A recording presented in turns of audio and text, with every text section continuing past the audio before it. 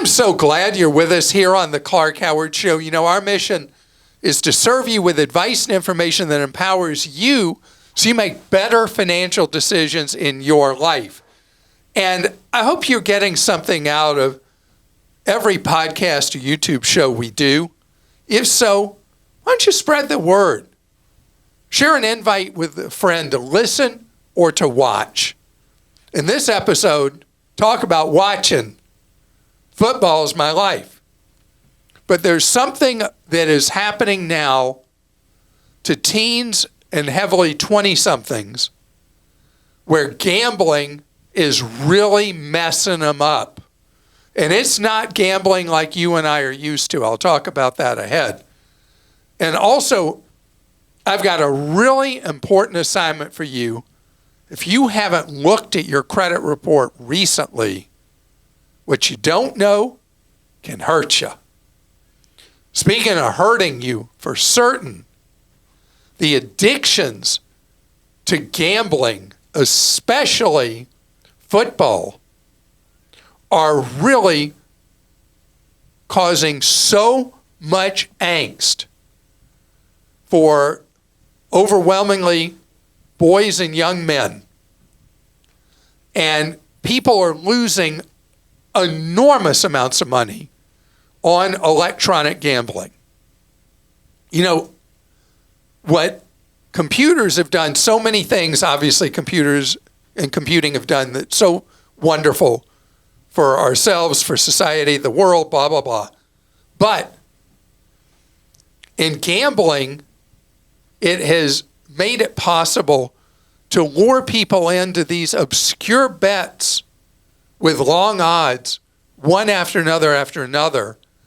And people are getting in trouble like nobody's business. And there's always been people with gambling addictions. That's why every commercial you see on TV for gambling talks about help available for people with a gambling problem. But what's different is the micro bets and the ease with a cell phone to place bet after bet after bet after bet. And then the gambler addiction where, well, I'm going to make it back. My luck's going to turn and I'm going to be okay. If you are hearing me right now and you know I'm talking to you, that you're getting deeper and deeper into sports gambling, the first thing is for you to acknowledge it. And then the second is for you to get help. Because it doesn't get better with time. I mean, come on. The bets that you can place now on the most obscure things that happen in a sporting event, it's all about, I mean, we're so far past point spreads. It's just nuts. And if you're a parent of a teenager, and I said boys and men, it's possible that girls and women can be addicted too, but overwhelmingly, sports gambling has been a male-oriented thing.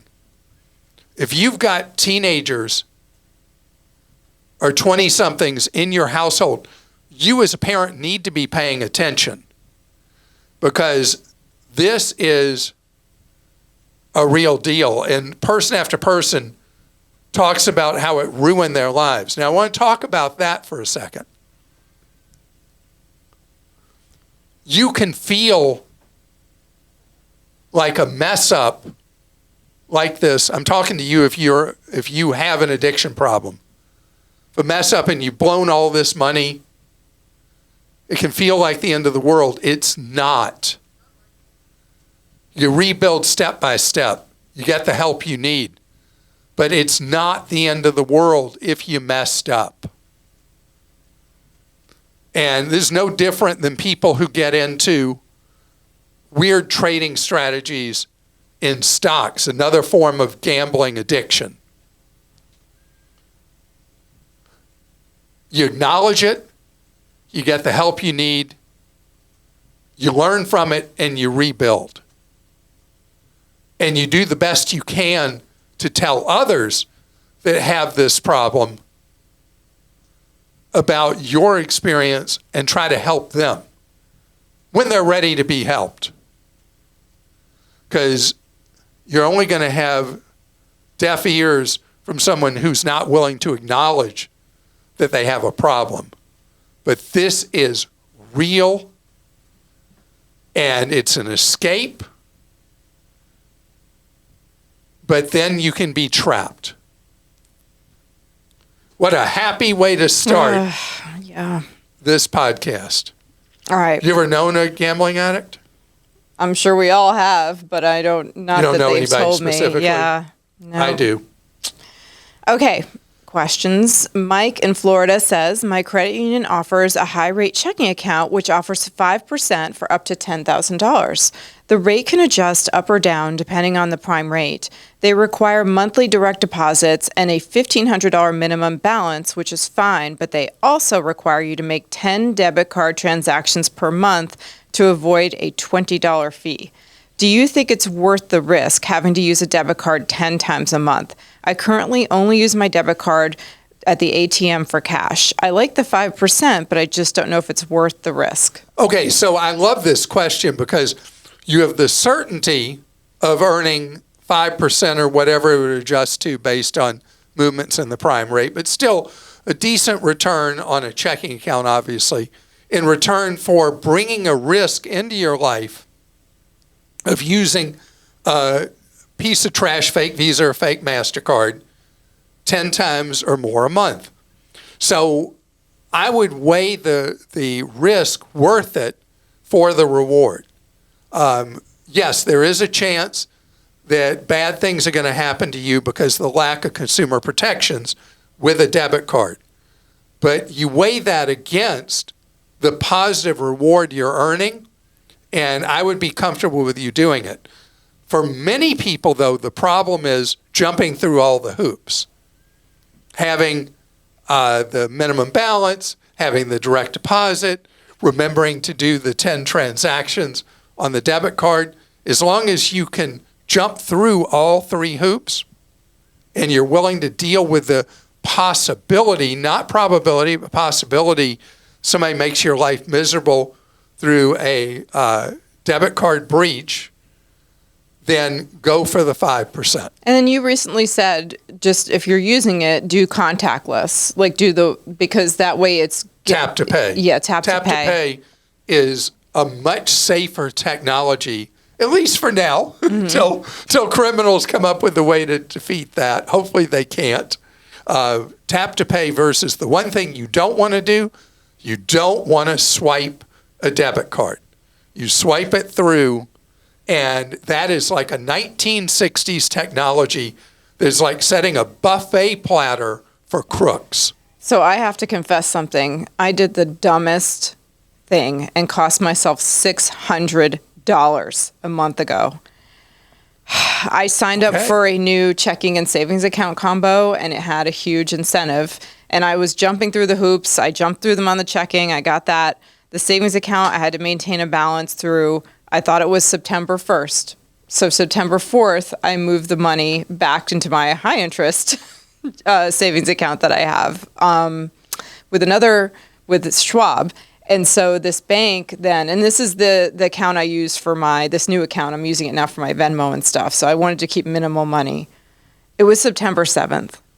Oh, no. I missed it by 3 days. I held the money there for 90 days, almost, for 87 days. And you lost $600 as a result? Yes. Okay.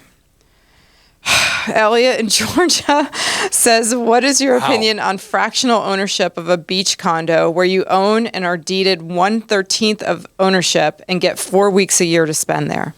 So, Elliott, this is an appealing thing for people who would love to have a place at the beach or a place at the mountains or whatever it is, but don't want to have the responsibility for all year.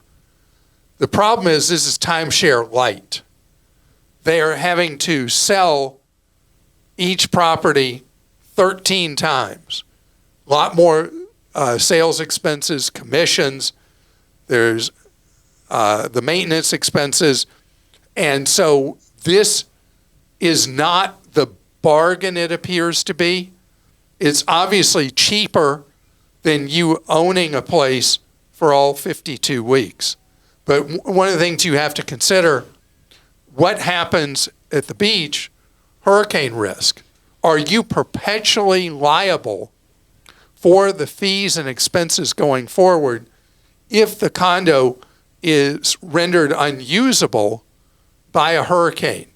This is not a walk in the park when you buy a fractional ownership, even of a shorter period of time. There are now some of them that are divided by 4, and the expenses are not as large proportionally because it's 4 instead of 52 or 50 weeks, whichever the traditional timeshare would be, or your 13th. The documents, I can guarantee you, will be very one-sided, not in your favor on a lot of different criteria, including who has control of how the fees are set that you're required to pay. So before you would ever do this, you're moving from what is just complete baloney, a traditional timeshare, to something that's kind of like a way station between. You would want to have the contract thoroughly reviewed by a real estate lawyer who would be able to point out to you what are the things that are your obligations that could harm you later in the property, and know that the ability to sell your 13th share is very difficult. Oh, man. I mean, this sounds, I would never touch that with, even ownership with like relatives or something of a place. I've heard so many nightmare stories. There are nightmare stories. Oh, okay. Dolores in New Mexico says, what is your take on this new way to purchase used cars? I took Clark's advice and purchased a used car that was in my budget, and I financed it for 2 years. The issue was that no one ever told me the cars were not sitting on the dealer's lot. Right. I would see one I was interested in, and before I could look at it, it was gone. When I finally found a car I wanted that was available and wanted to take it for a drive, I was told the car would have to be transported from a neighboring state. Big surprise. This was a chain auto dealership. Is this what we have to look forward to? Yeah, so inventory is going, although I guess in a technical sense, nationwide, it's more region-wide usually. And if you're looking at CarMax inventory, Carvana inventory, or competitors of either of them, the vehicles are moving around a region all the time. So the idea is that their inventory is so deep for a buyer in one place. Let's say you're looking for a vehicle. You're in New Mexico. So let's say you live near Albuquerque and you're looking and you think the car's in Albuquerque, but it could just as easily be in El Paso or Denver or Colorado Springs or something like that. And you see these truck transports moving vehicles all over America that are being relocated. Depending on the distance from where you are, a relocation fee will be free within a certain zone of miles, or they'll say, well, if you want us to bring this vehicle, we're going to charge you X or Y. And the problem is you don't want to buy a used vehicle sight unseen because of the problems it might have. So what's happened now with the consumer-oriented sellers is you will have a period of time, usually 7 days or even all the way up to 30 days, to return it for any reason or no reason at all for a full refund. So you use that period essentially for a test drive, and if the vehicle doesn't check out with your mechanic, it goes right back and you get your money back. Now, know this, most dealers do not have customer-friendly policies. The only acceptable policy when you're buying a used vehicle is that you have the right to return it for a refund, not a store credit for against some other vehicle. It must be for a refund because you're being asked to do the second most expensive purchase in your life, buying something that could be junk. And that's why you have to have the right to return for a full refund, period. I know dealers don't like that. That's the fact. Speaking of facts, something that's not our friend, the snooping Equifax, TransUnion, and Experian do on us and don't even pay us for building these dossiers on us. There's something you need to know to protect yourself. When's the last time you looked at your credit report? If you can't remember what decade it was, what year it was, we got to have a talk.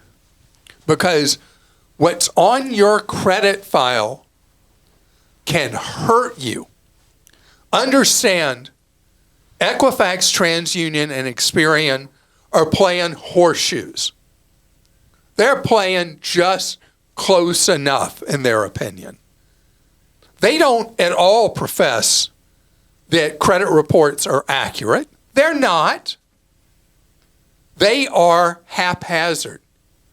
They are maybe close. But it's not at all unusual for a large percent of Americans, depending on which study you believe, somewhere between a third and more than half of us, if we look at our credit reports from the three bureaus, we will find errors on there. And a meaningful number of us will have errors on our credit report that can lead to denial for a job, lead to denial for insurance, lead to higher premiums for insurance, or lead to you ending up paying much higher interest rates for various things you might borrow money for. So the credit bureaus are contemptuous of you and me. We are not the customer. We're just data points.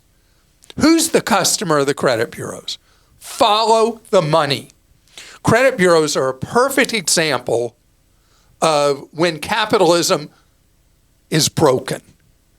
Because you and me, the data points, don't matter because we are, if we have a problem, we're a cost center. We're not a revenue producer.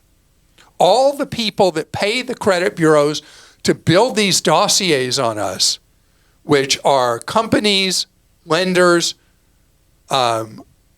companies of all different kinds, especially insurance loves looking at our dossiers. These companies pay. They're the customer. You and I have an inaccuracy on our credit report. The number of complaints against credit bureaus has been skyrocketing. Absolutely going up like a rocket. Because the credit bureaus don't respect the requirements of the Fair Credit Reporting Act. They don't respect that they have a duty to not harm us. And we don't even have the right to keep the credit bureaus from building these dossiers. So, when should you be looking at your credit report? Not after you mysteriously don't get the job offer you were expecting. Not when you were declined for a loan. Not when the auto or homeowner's insurer doesn't want to write you, and it's because of something that may be inaccurate on your credit file. Very often there will be what are known as married files, which is where somebody of a same or similar name to you, their issues with credit that are negative end up on your file. And you're guilty till proven innocent. So you want to check your reports, which is free. at annualcreditreport.com.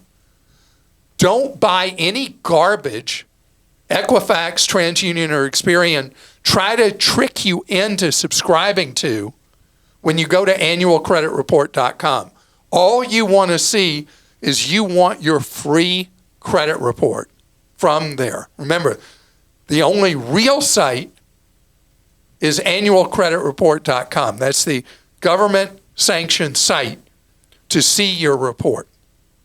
And so if you haven't done it since who knows when, get the files.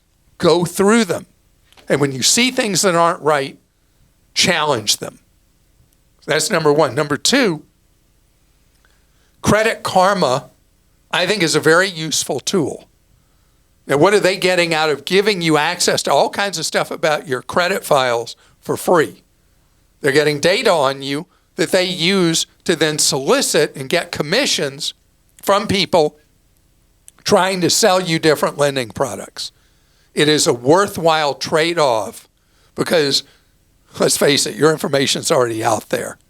So Credit Karma will give you the ability to see a facsimile of your credit scores from 2 of the 3 bureaus whenever you want to see them. Has a monitoring service for free and is very, very useful as a tool.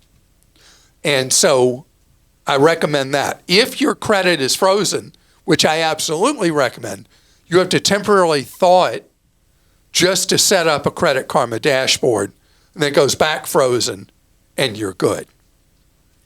And I track this stuff so closely, and my credit scores go all over the place. I mean, in a decent range, but I mean up, down, up, down, up, down. And lately, for reasons that are kind of a mystery to me, my credit score on the FICO scale is higher than it's normally been. But when I look at the Credit Karma, it goes not quite an EKG up and down, but it does move up and down as much as 50 or so points, depending on when I look. So being on top of this is really useful in your life. Okay, Ron in Tennessee says, my dad bought a house in 1965 and the interest rate was 6%. So aren't the rates today pretty good? The 1% to 4% rates aren't realistic anymore because of the circumstances at the time. Is that right? So, okay, Ron, I remember when mortgage rates were over 20%. And I assumed a loan that was such a deal, people would say, how did you get that loan? When rates were over 20%, I assumed an 8.5% loan. I thought, man, I'm the luckiest person alive that I have an 8.5% mortgage. And you were. I was at that time. So, yeah, I mean, rates can only be looked at as a snapshot in time. And the rates we had as a result of the banking scandals leading to the Great Recession and the foreclosure waves and all that, the government did what's known as rate suppression, which is an extreme tactic that forced down mortgage rates and had all kinds of weird effects on the housing market, including now tens of millions of people being in housing lock, where they feel like they can't move, even if the house they're in isn't really where they want to be, or maybe the city they don't want to be. They can't give up their 1%, 2%, 3% mortgage. And so this will correct over time. And the best would be if mortgage rates are not subject to rate suppression and they go in the marketplace as they should. We would not be in such an odd situation in the housing market if we hadn't had the rate suppression during the aftermath of the banking scandals. But the thing is, at the time, we were worried about a worldwide depression. And so the cure may have been necessary to deal with the disease, but it created the disease we're in right now, which is not as serious as what we were facing 15 years ago, but is still quite disruptive in the marketplace. Greg in California says, "Hi, Clark. This may be a question on a lot of your listeners' minds. What do we do when our Windows 10 computer is not Windows 11 compatible? I was wondering if converting my Windows computer to a Chromebook is a good option. It seems I only have two other options. One, continue to use Windows 10 and not get critical security updates, or two, use my computer as a paperweight." What was that show called? Do you want what's behind door number one, door number two? We only have door number one, door number two, but on that show, what was that called? I mean, Let's the price Make is a Deal right? or something? Oh, I don't know. There was the third door. So I want you to look in the third door, which is Microsoft is making available a security update subscription that will carry you for another year through October of 26, and it's $30. And rather than your computer, if your computer's still working fine, pay the $30 and get one more year out of it, knowing that the security updates will be done. And then at that point, yeah, your computer could be, if you're really into cool stuff, it could become a Linux computer. It could become potentially a Chromebook. We have information about that on Clark.com. You can, at that point, choose to buy another computer. My middle daughter, just got a Chromebook Plus as a replacement for her old Windows computer. And she said, "I'm obsessed with this thing." And it's so funny because my whole family's always made fun of me for being a Chromebook guy. And now she's like, "This thing is really awesome." All right, Ed in Massachusetts wrote in with this one. "You recently mentioned the services your local library can offer, and I wanted to add a service my local library provides that wasn't mentioned. My library offers 3D printing at no charge as long as you provide them with the files, which can be found on various sites on the web. I've used this service in the past and received my print within a week or so. So inform your listeners to check all of the services their library can provide. You may be surprised." Okay, I'm dumbfounded. That would never, ever occur to me. Me either. That a library would be offering free 3D printing. Just imagine you have an old classic vehicle and you need a part and you can't find it and you go to the library to get it 3D printed. That's funny. I don't know if the material is what you would need for that, right? Like they may just have plastic or whatever. So I read something on one of the air industry blogs that airlines are now able to 3D print parts that they need in one part of the country that are in a warehouse somewhere else in the country, get a plane back in the air quicker. Wow. Next time I talk to an aircraft mechanic, I need to ask him or her, is that really something? Is that news of the weird, or is that really going on? But 3D printing is something. How long have we been talking about 3D printing, and it's still kind of at the edges, and is not. My dentist right 3D there. prints crowns. Yeah, which we talked about on the podcast years ago when that was first coming around. So do you have a 3D printed crown? I do have one. Really? Yes. And has it behaved like It's fine. any other crown? Got it years ago. So you get to do it one visit instead of two. Exactly. Yeah. Oh, I like that. No temporary. It's nice. How long have you been royalty? When did you get It's got to be at least 6 or 7 years ago. I think she printed it. Queen Krista? Yeah. Well, thank you so much for joining us today. And I want you to know, appreciate that tip on 3D. The library, that we have all kinds of info for you that comes to you, if you want it, every single day for your empowerment with knowledge to either make you money or save you money. Because we have daily newsletters totally free that are available for Clark.com and ClarkDeals.com. And our open rate, what's known as open rate, is when do people actually look at the email? Our open rate is unbelievably high. Very, very, very rare.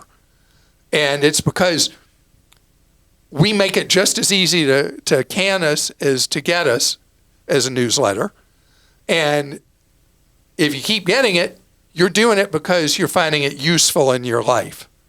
And of course, it's priceless, free, which is, if it's free, it's for me. So if you want to see or try one of our newsletters, go to clark.com/newsletter or newsletters and check it out, because the idea is to give you up-to-the-minute information that, again, will save you money or help you preserve your money or make money. That's what it's about, for you to be in control. And everything we do is about you learning ways to save more and spend less. And, of course, on the Clark newsletter, you'll get information to avoid the latest, ugliest, hottest scams out there, because they morph all the time. So this is for you to be in more control in your life and not waste your time. So with that having been said, have a great day, and I look forward to being with you on our next podcast and YouTube show.